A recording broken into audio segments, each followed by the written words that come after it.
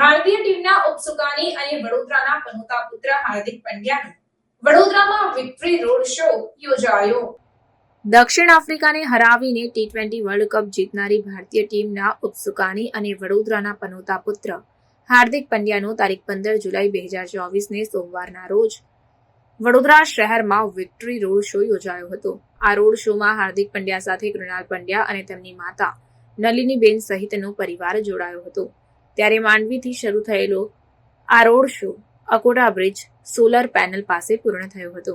આ road show દરમિયાન 7 DCP, 14 ACP, 50 PI, 86 પીઆઈએસ, 1700 જવાન, 1000 home guard અને 3 એસઆરપીની ટુકડી તેમજ શહેર બહારથી 3 એસઆરપીની ટુકડી, 1 એસપી, 7 એસીપી, 5 પીઆઈ અને 5 પીએસઆઈ કક્ષાના અધિકારીઓ તૈનાત હતા। આ ઉપરાંત રોડ શોમાં હાર્દિક પંડ્યાની સુરક્ષા માટે 50 બાઉન્સર અને ગણેશ મંડળોના 1000થી વધુ સ્વયંસેવકો હાજર રહ્યા હતા।